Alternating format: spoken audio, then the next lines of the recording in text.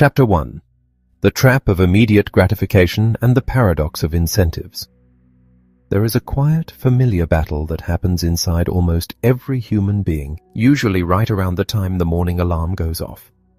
In the abstract, when you are lying in bed the night before, you are a creature of pure logic and boundless ambition. You make a rational plan. You will wake up early, you will exercise, you will tackle the most difficult project on your desk, and you will eat something healthy for lunch. The night before version of you is essentially a perfect being, designing a flawless life. But then the sun comes up, the alarm sounds, and suddenly you are no longer that perfect, rational architect of your future. You are a tired, vulnerable human being who just wants 15 more minutes of warmth under the blankets. This disconnect between the person we intend to be and the person whose actions we actually live out is the foundation of our daily struggles. We like to believe that we are perfectly rational creatures. We like to believe that if we know something is good for us in the long run, we will simply do it. And conversely, we believe that if we know something is detrimental, we will avoid it. But look at the world around you. Look at your own life. We routinely sacrifice massive, life-altering future rewards for the sake of a tiny, fleeting moment of present comfort. Think about the profound difficulty of recovering from a severe physical injury. Imagine someone who has undergone major knee surgery. The doctors have been exceptionally clear. If this person endures an hour of agonizing, tear-inducing physical therapy every single day for 6 months, they will regain full mobility. They will be able to run, hike, and walk without a limp for the rest of their life. The math here is incredibly simple. 6 months of temporary pain in exchange for 40 years of freedom and health. Any rational computer calculating this equation would instantly choose the therapy. The long-term payout completely dwarfs the short-term cost, yet when the time comes to actually bend that knee, the brain rebels. The immediate, searing reality of the pain drowns out the abstract, distant promise of a healthy future. The person begins to bargain with themselves. They decide to skip just 1 day, then 2. They tell themselves they will work twice as hard tomorrow, a tomorrow that never quite materializes in the way they imagine. The present moment is loud, demanding, and overwhelming, while the future is silent and theoretical. This is not a failure of intelligence. It is a fundamental glitch in human wiring. We are intensely, inescapably bound to the present moment. We feel the discomfort of right now so acutely that it blinds us to the monumental rewards waiting for us down the road. When we realize that we are struggling to do what is best for us, we usually try to fix the problem by changing the environment. We look for external ways to force ourselves or others to do the difficult things.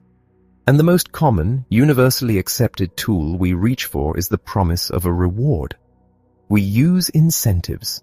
The logic seems bulletproof. If a certain behavior is hard and people are resisting it, just pay them more to do it. Add a bonus. Hang a massive carrot at the end of the stick. We operate on the deep-seated assumption that human motivation is a simple, linear equation. We believe that a small amount of money produces a small amount of effort, a large amount of money produces a large amount of effort, and an astronomical amount of money will naturally produce absolute perfection. But human beings are not vending machines where you put in a coin and get a predictable product. The reality of how we respond to pressure and incentives is far more complex and, frankly, far more bizarre. Imagine a highly skilled software engineer working on a complex security system for a new technology startup. On a normal Tuesday, earning her regular salary, she is a master of her craft. She sits at her desk, drinks her coffee, and enters a state of deep creative flow.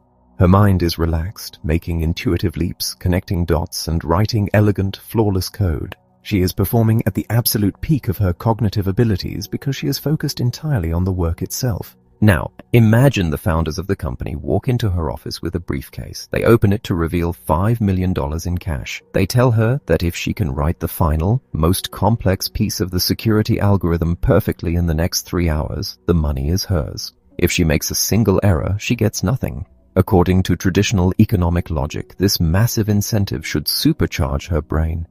It should make her sharper, faster, and more brilliant than ever before. But what actually happens?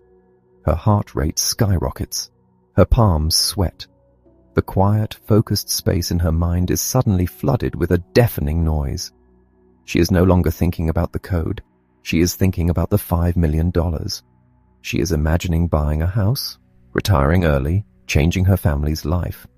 And simultaneously, she is terrified of losing it.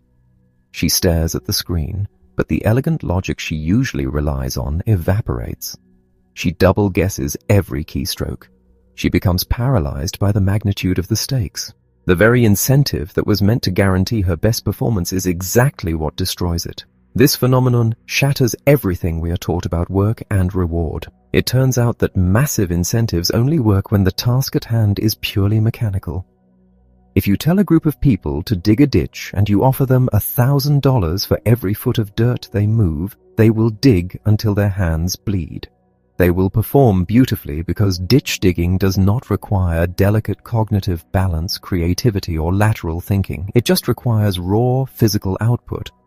Money is great fuel for a machine, but the moment a task requires brain power, problem-solving, memory, creativity, or emotional intelligence, a massive incentive becomes a massive distraction. When the stakes get too high, we stop focusing on the task and start focusing on the reward, or worse, the fear of failing to get the reward. Our self-awareness expands until it consumes all the mental bandwidth we needed to actually do the job. We choke under the pressure of our own intense desire to succeed. This paradox creates profound challenges in how we design our lives and our workplaces. We build corporate structures, educational systems, and personal goals around the idea that maximum pressure yields maximum results. We dangle massive bonuses in front of executives, assuming it will make them make brilliant long-term decisions. Instead, it often makes them erratic, short-sighted, and risk-averse, terrified of jeopardizing their payout. We threaten students with the catastrophic consequences of failing a single standardized test, assuming the fear will make them learn better. Instead, their minds go blank, overwhelmed by the artificial life-or-death stakes we have manufactured. To navigate this irrational reality, we have to rethink how we motivate ourselves and those around us. If we know that we are naturally biased toward immediate gratification, we cannot simply rely on sheer willpower to endure pain for future rewards. Willpower is a deeply unreliable resource that drains away the moment we are tired, hungry, or stressed. Instead of relying on raw discipline, we must find ways to attach immediate, tangible meaning to the long-term actions we are trying to take. We must stop fighting our nature and start designing systems that work with our irrationality. And when it comes to performance, we have to recognize the delicate ecology of the human mind. High stakes do not create high performance. They create high anxiety. If we want to do our best work, or if we want to extract the best work from others, we must cultivate an environment where the mind is free to focus on the joy and the challenge of the task itself, unburdened by the crushing weight of astronomical consequences. We have to learn that sometimes the hardest thing in the world is to stop trying to force ourselves to be rational machines, and to learn how to beautifully, effectively manage the deeply feeling, easily overwhelmed, profoundly irrational human beings we actually are. Chapter 2. The hidden value of meaningful work. Imagine you are walking through a park and you come across a man painstakingly building a structure out of small interlocking plastic bricks. He works with intense focus, his brow furrowed, his hands moving with rhythmic precision. He spends hours on it, carefully selecting the right colors, ensuring every piece clicks into place just so.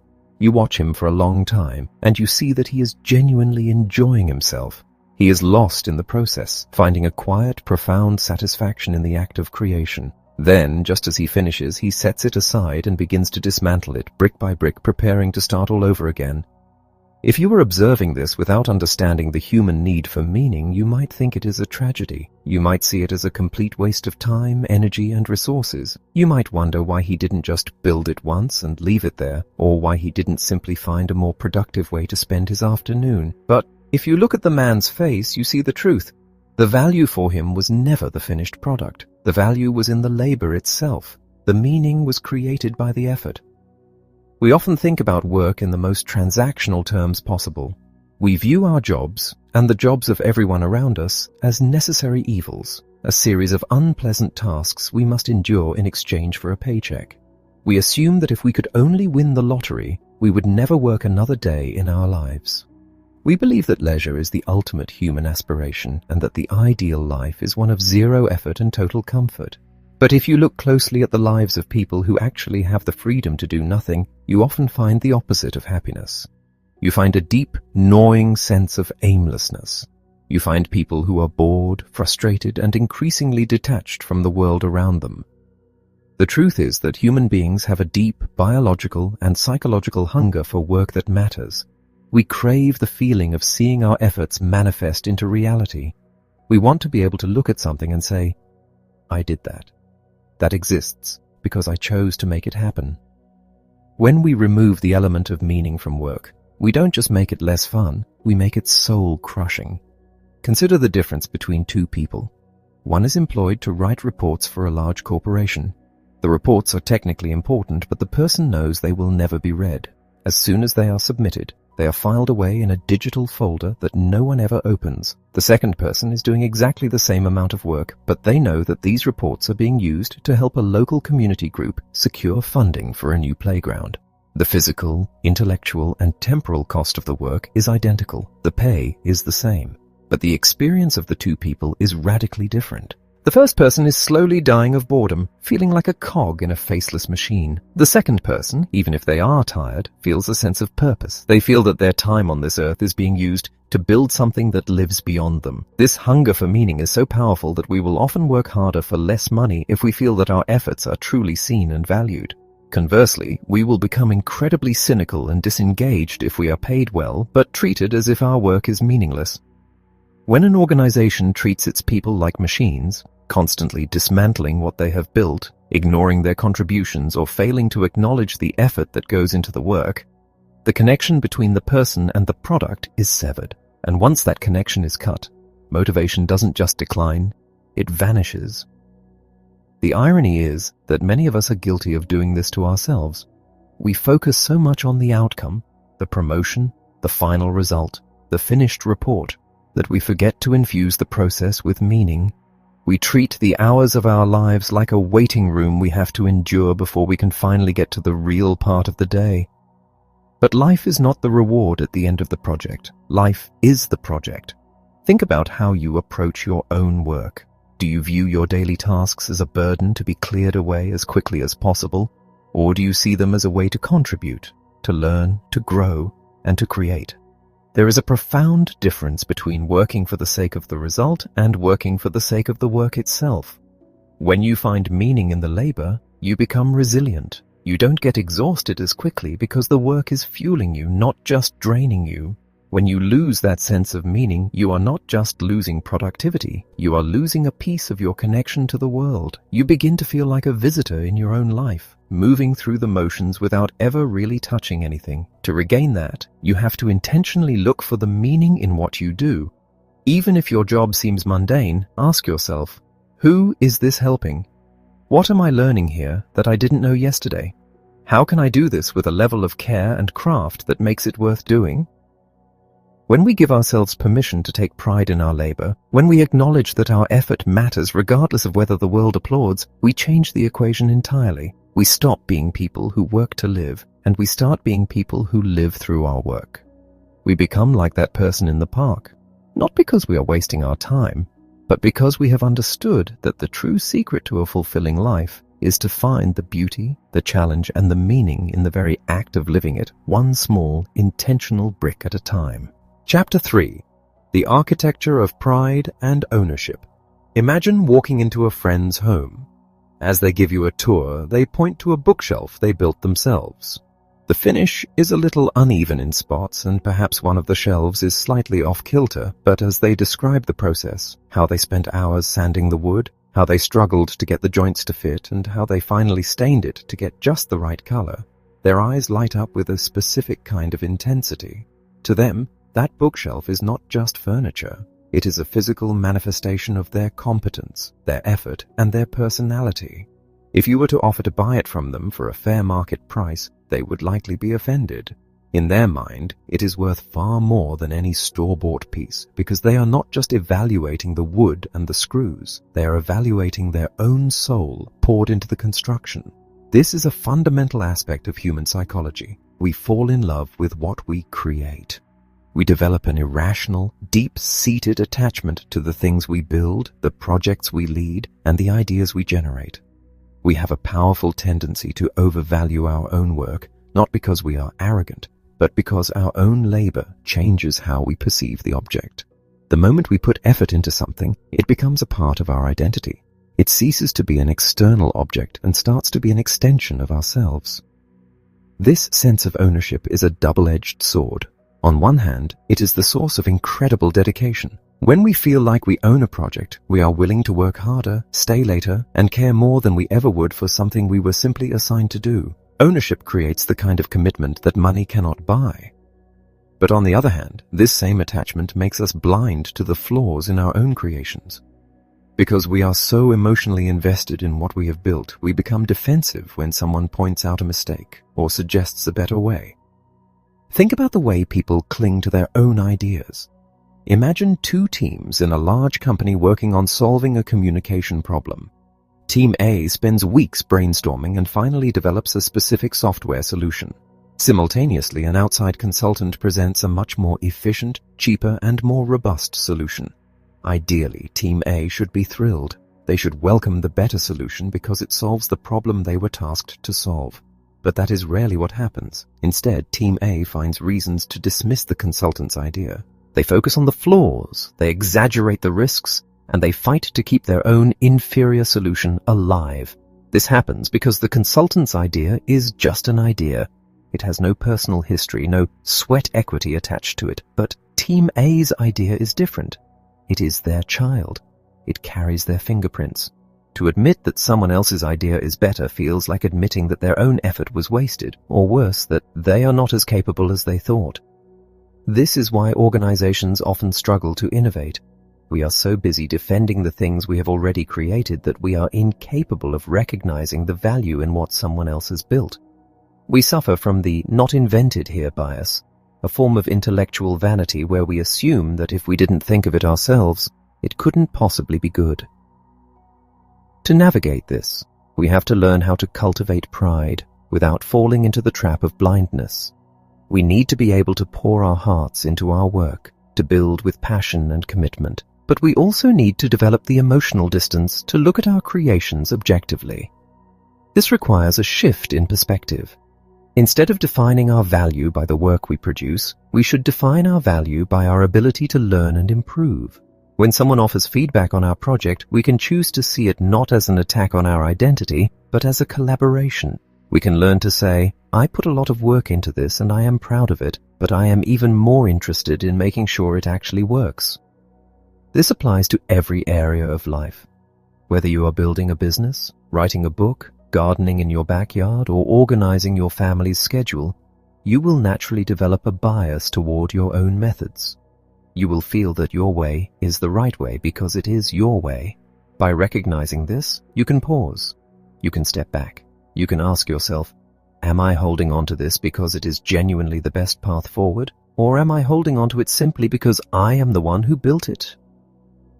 When you learn to separate your self-worth from the objects and ideas you create, you become dangerous in the best possible way. You keep the drive, the passion, and the commitment that comes with ownership, but you lose the defensiveness that keeps you stuck. You gain the freedom to build things that are not just yours, but are objectively excellent. You stop being a guardian of your own past efforts and start being an architect of a more successful, more meaningful future. Chapter 4. The Economics of Vengeance and Justice. Imagine a small, tight-knit community where a builder is hired to renovate a kitchen. The project is straightforward, the price is agreed upon, and the work begins. However, halfway through, the builder realizes he has underpriced the job. Rather than speaking to the homeowner, he simply stops showing up, leaving the kitchen in a state of ruin, half demolished and unusable. He disappears with the initial deposit, leaving the homeowner in a position of complete vulnerability. The homeowner has two choices. The rational economic choice is to write off the loss as a sunk cost, hire someone else to finish the work, and move on with their life.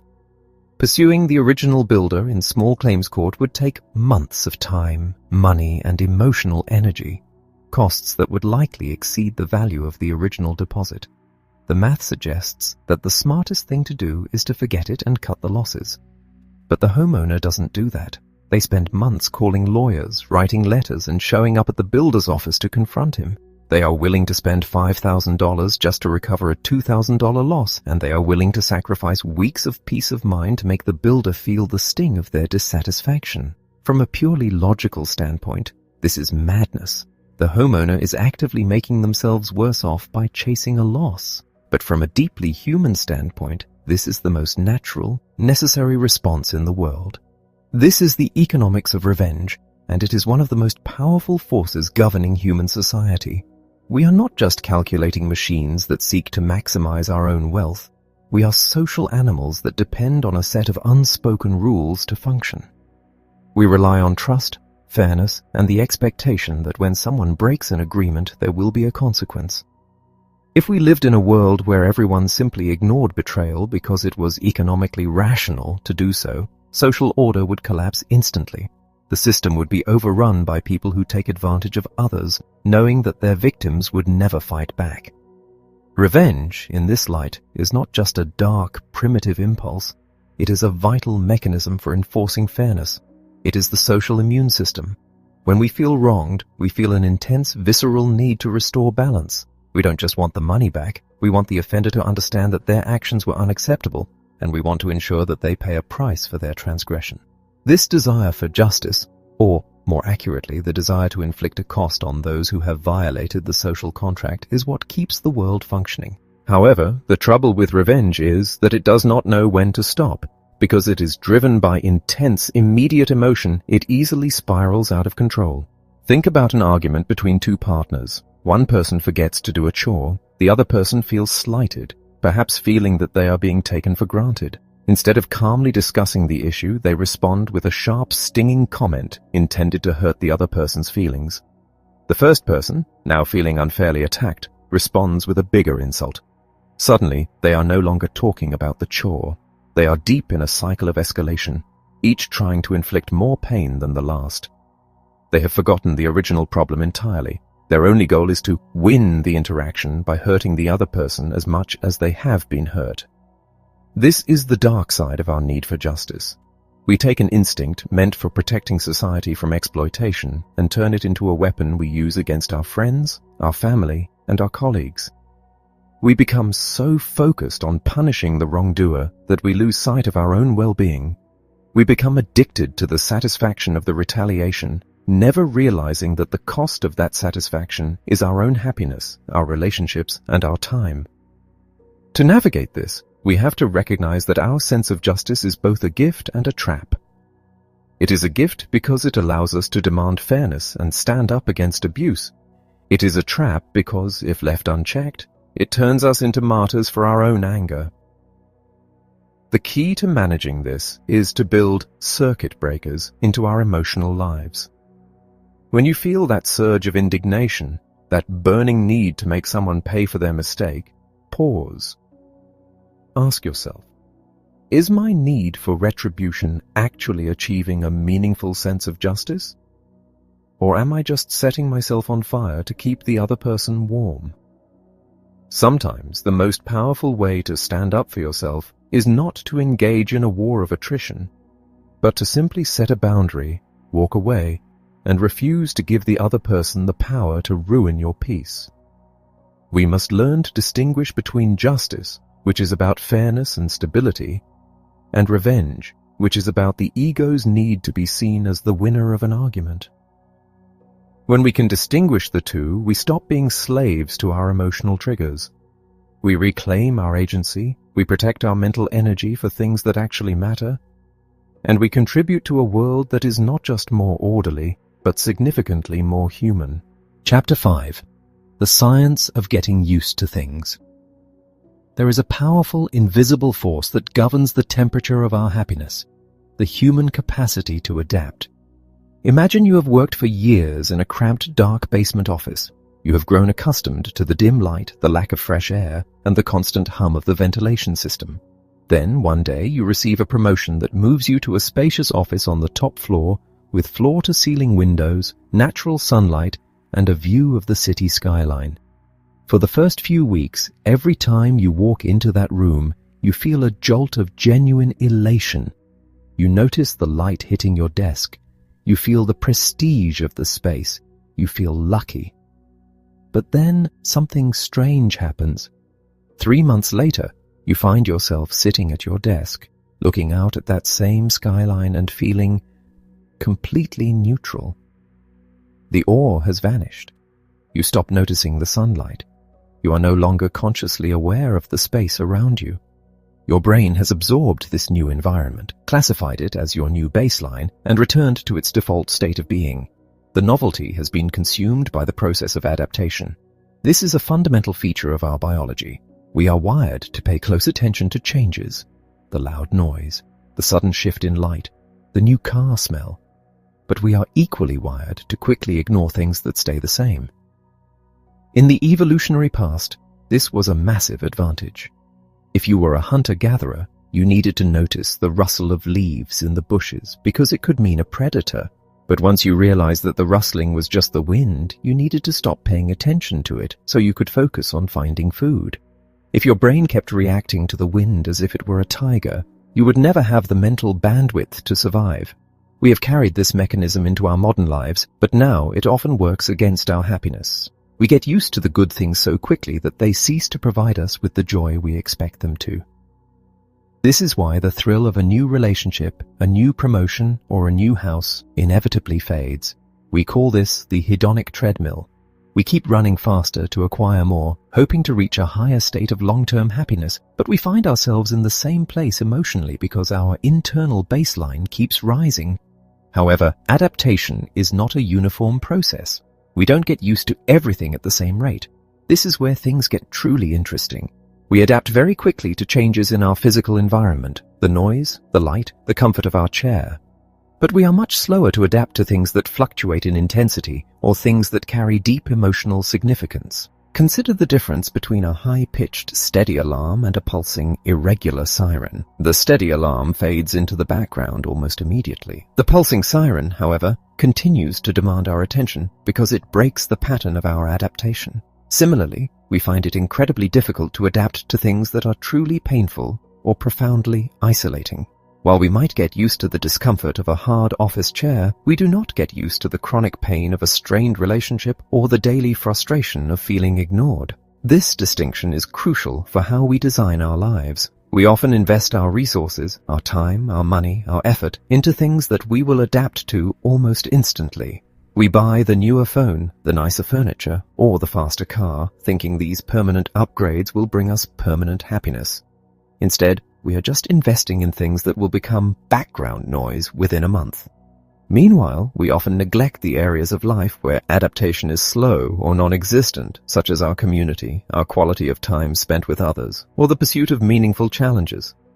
To live more wisely, we need to treat our happiness like a garden that needs constant variety, not just a static state we need to buy. If you want to sustain joy, you must introduce surprise and novelty. You cannot rely on a single massive injection of pleasure, like a vacation or a luxury purchase, to keep you happy for a year. You must find ways to break your own patterns. You must create dips in your routine so that when you return to your normal life, it feels fresh again. This also means understanding that when we are going through a difficult period, the process of adaptation is our greatest ally. When we experience a setback, a job loss, a breakup, a financial blow, we are initially devastated. We feel as though the pain will last forever, but the beauty of our internal wiring is that we do eventually get used to the new reality. We adjust, we rebuild, we find a new baseline. Knowing this can provide immense comfort during the darkest times. You are not trapped in your current intensity of feeling, you are in a state of transition. Ultimately, understanding adaptation forces us to stop being passive consumers of our own lives. We must stop assuming that more of the same, more comfort, more stuff, more success, will lead to more happiness. Instead, we must learn to curate our experiences, to value the things that don't fade into the background, and to appreciate the profound, beautiful irony that our greatest gift, the ability to move on and adapt, is the very thing that keeps us chasing, and in the chasing, keeps us alive. Chapter 6. The Marketplace of Attraction and Compromise. When we walk into a room, or, in the modern age, when we open an application to look for a partner, we are participating in one of the most complex marketplaces on Earth. We like to think that attraction is a mysterious, ethereal force, governed by destiny and chemistry. But if you look at the patterns of who ends up with whom, you see a remarkably clear, if somewhat uncomfortable structure. A market of matching where we are all simultaneously buyers and sellers, constantly evaluating and being evaluated. Think about a high-stakes social environment like a gala or a conference. People walk around casting brief glances, making near-instant judgments about social status, physical appearance, and confidence. Within seconds, a hierarchy is established. Some individuals are immediately categorized as highly desirable, while others are effectively ignored. This isn't necessarily a reflection of their true human worth, but rather a reflection of the shared, often unspoken, standards of the market. We are all deeply, and often subconsciously, aware of where we stand in this hierarchy, and we spend our social lives trying to move up while protecting ourselves from the pain of being rejected by those we deem to be above our league. This leads to a fascinating phenomenon, assortative mating. People tend to pair up with others who are roughly equal to them in terms of perceived social and physical desirability. It is the human equivalent of the housing market. Everyone is looking for the best possible deal they can actually afford to get. If you are a high-value participant in the market, you might dream of the highest value partner, but you also have to consider the likelihood of their interest. You learn to calibrate your expectations, eventually settling for someone who is in your orbit, someone who is a good match. The danger in this market is that our perception of desirability is not fixed. It is highly susceptible to the process of adaptation we discussed earlier. We get used to the beauty, status, or charm of the person we are with. What once felt like a thrilling achievement eventually becomes our new normal. When the initial spark of novelty fades, we begin to wonder if we could have done better. We start looking around, wondering if there is someone more attractive, more intelligent, or more exciting waiting for us. This is the grass is greener syndrome, but it is fueled by the biological reality that our brains are constantly searching for new stimuli, even in the realm of long-term human connection. This market is further distorted by the way we treat ourselves and others as commodities. When you scroll through hundreds of potential partners, you are not really seeing people. You are seeing profiles, data points to be swiped, sorted, and discarded. You are evaluating them against a mental checklist that is often superficial and inflexible. By doing this, you are effectively ignoring the very things that actually make relationships work over the long term. The capacity for kindness, the ability to navigate conflict, the shared history, and the way your partner makes you feel after a decade of life's inevitable challenges. To navigate this marketplace without losing your soul, you must stop viewing attraction as a static search for the perfect product. Instead, view it as an active, ongoing effort to build a partnership. The most successful people in the dating market are not the ones who spend the most time shopping for a better deal. They are the ones who realize that the market is inherently flawed, shallow, and prone to distorting our judgment. They understand that the goal is not to find someone who is high status, but to find someone with whom they can create a high-functioning life. They recognize that once you find a partner who is a solid, kind, and reliable match, the most rational thing to do is to stop looking. They actively choose to stop being buyers and start being builders. They realize that the value of a long-term relationship doesn't come from finding the perfect person, but from the immense, compounding value of two people who commit to growing together, adapting together, and choosing each other every day, even when the initial novelty has long since faded. In a world that encourages us to treat everyone as a potential upgrade, the most counterintuitive and ultimately the most rewarding move is to decide that your search is over. Not because the market has nothing left to offer, but because you have realized that the most precious thing you can own is a shared, long-term history with another human being. Chapter 7. The Illusion of Choice in the Digital Age. Imagine walking into a massive supermarket, one that stretches for miles in every direction. The shelves are stocked with thousands of varieties of every imaginable product. You go in looking for a simple jar of jam. You walk down an aisle dedicated exclusively to fruit preserves, and you are confronted with 50 different brands, each with dozens of variations. You look at the labels, you compare the prices, you read the ingredients. You spend 20 minutes in that aisle, and by the time you finally pick one, you don't feel satisfied. You feel exhausted. And worse, you spend the entire walk home wondering if the jar you left on the shelf might have tasted better. This is the tyranny of too much choice. We assume that freedom is defined by the number of options we have. We believe that if we have more paths to choose from, we must be happier and more empowered. But the digital age has taken this belief to a destructive extreme, particularly in how we approach our search for companionship and connection.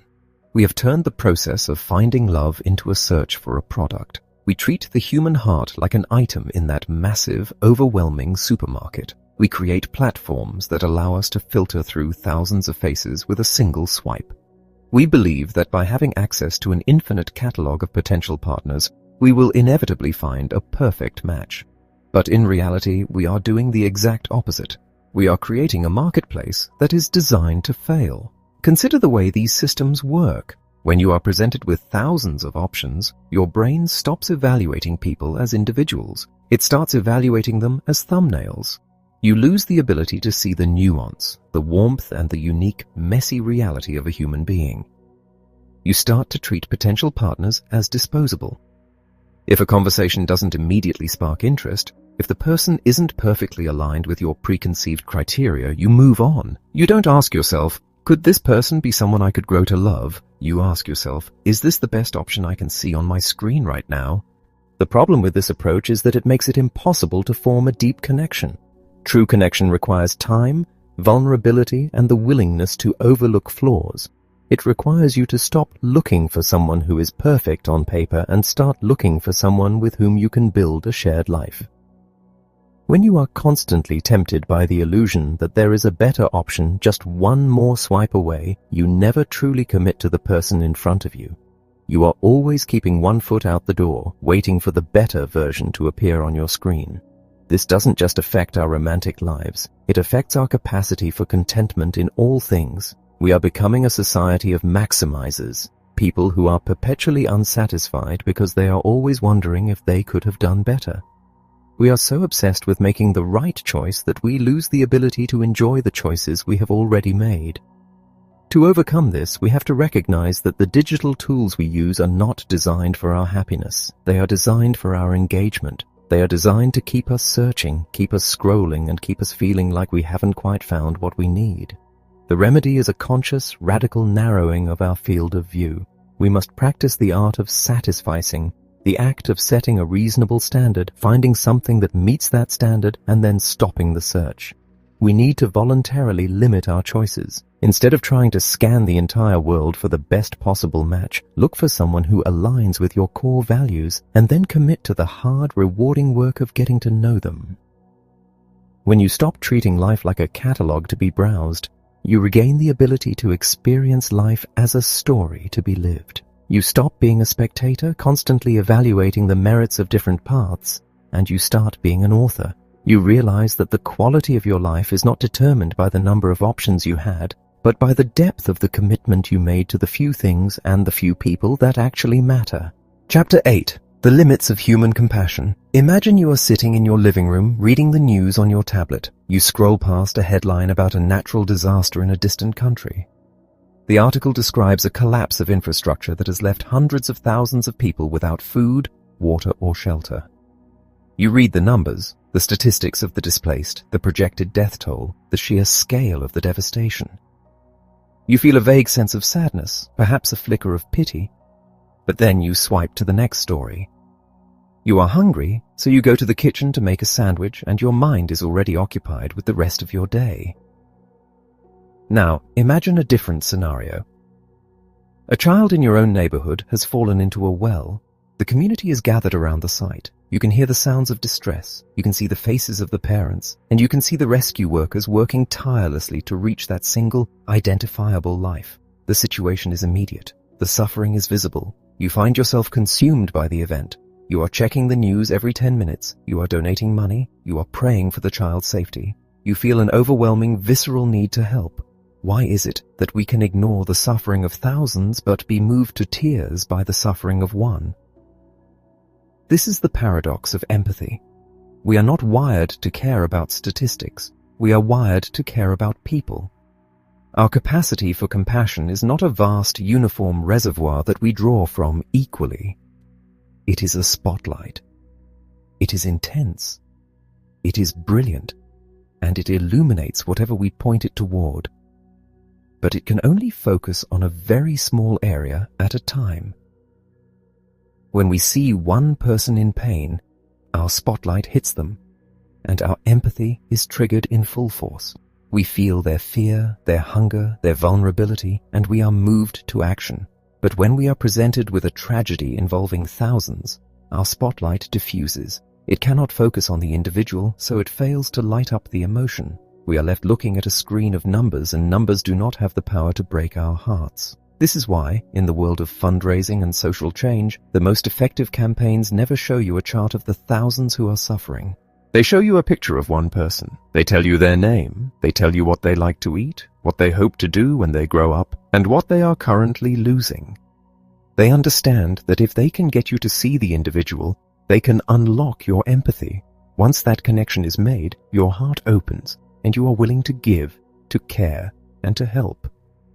The tragedy, however, is that this mechanism is easily manipulated. Because our empathy is so tied to the identifiable individual, we are often blind to the large-scale systemic issues that cause the most suffering. We will donate millions to help one famous case, while ignoring a much larger, more preventable crisis that is happening right under our noses but lacks a human face. We are being steered by our instincts rather than our values.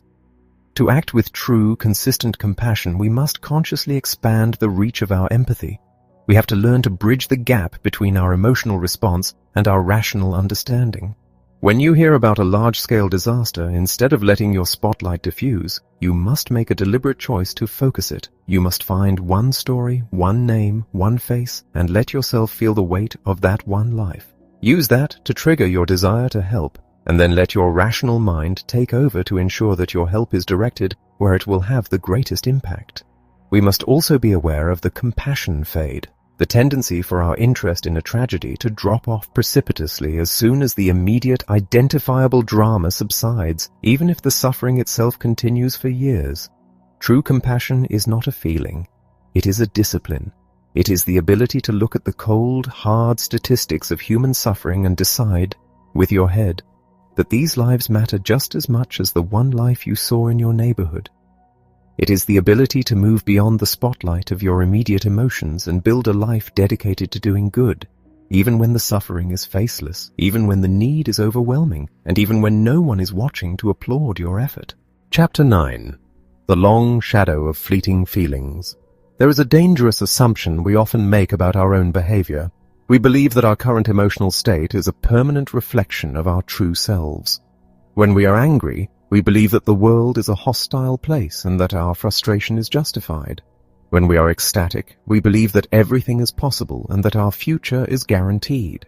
We think of our emotions as reliable guides, like a compass pointing toward the truth of our situation. But in reality, emotions are more like weather patterns. They are transient, intense, and deeply influential, yet they possess no inherent truth about the long-term reality of our lives. The most critical problem with intense, fleeting emotions, rage, intense jealousy, or sudden, overwhelming sorrow is not that we experience them. It is that we act on them as if they will last forever. We treat a temporary emotional spike as a permanent data point. Consider what happens when a small, insignificant disagreement between friends turns into a permanent rift. It starts with a flicker of annoyance. Perhaps one friend makes a thoughtless remark. In that moment, the other person feels a sharp sting of hurt. If they could simply acknowledge that feeling as a passing wave, it would dissipate within minutes. But instead, they grab onto it. They amplify it. They tell themselves a story about why that remark was proof of their friend's true character. They act on that fleeting emotion by sending a cold, biting message or by cutting the friend out entirely. By the time the emotion actually fades, which it inevitably does, the damage has already been done. The permanent action taken during a temporary moment of intensity has created a lasting, unintended consequence. This is the emotions as permanent baseline trap. We effectively outsource our decision-making to our most volatile, irrational impulses, and we are left to live with the wreckage long after the feeling has vanished. This tendency to allow short-term feelings to dictate long-term behavior is why so many of our mistakes are not the result of a lack of intelligence, but a lack of emotional regulation. We possess an incredible ability to think rationally, but that ability is essentially offline whenever our emotional circuitry is flooded. When we are in the grip of a powerful feeling, our ability to project ourselves into the future, to ask, "How will I feel about this decision in a year?" is completely silenced. We are entirely consumed by the now. Breaking free from this requires a form of psychological discipline that is rarely practiced.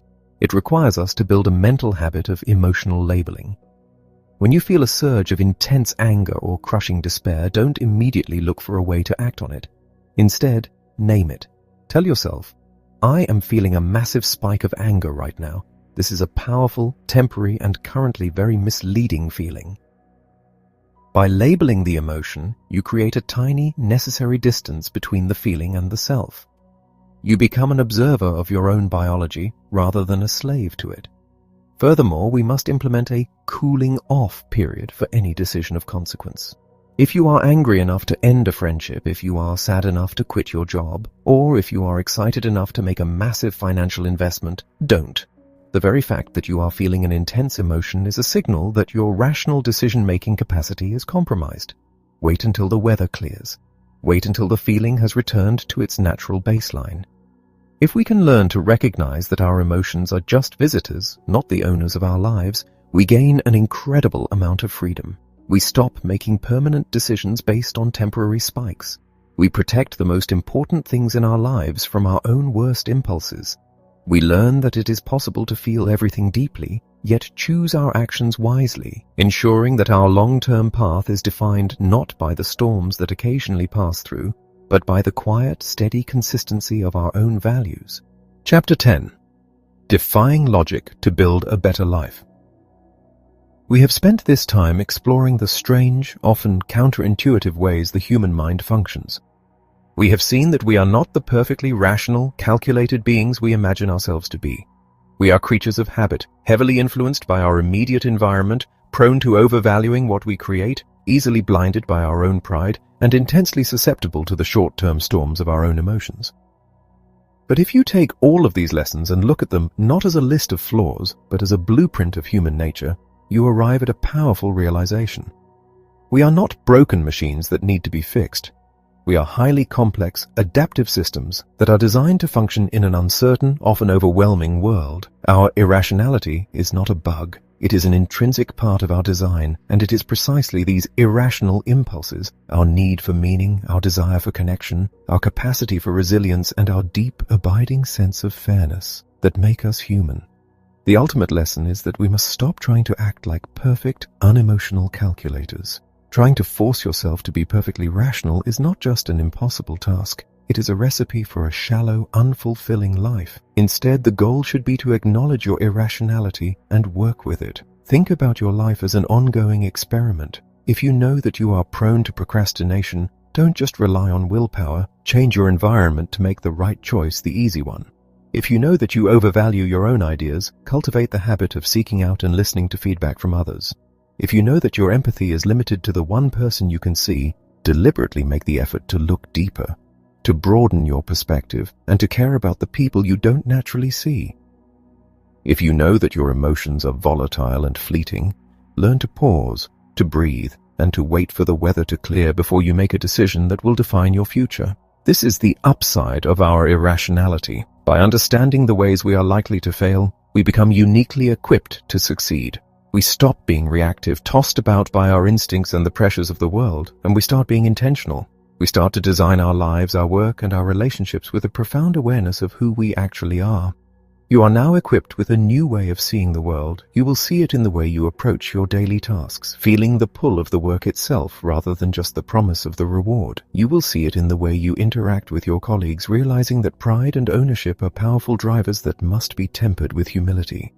You will see it in your personal life, understanding that true joy is found not in the things we accumulate, but in the connections we build, the challenges we overcome, and the ability to adapt to whatever the world throws our way. The world is not a simple, logical place, and you are not a simple, logical person, and that is exactly how it should be. The beauty of the human experience lies in the tension between who we are and who we aspire to be. It lies in our ability to make mistakes, to learn from them, and to keep building, brick by brick, a life that is not just efficient or profitable, but profoundly, vibrantly meaningful. So, move forward with this awareness. Do not be afraid of your own irrationality. Embrace it, understand it, and use it. Because when you stop fighting the reality of your own nature and start using it as a guide, you don't just become more effective, you become more authentic. You become the conscious architect of a life that is entirely, uniquely, and wonderfully your own.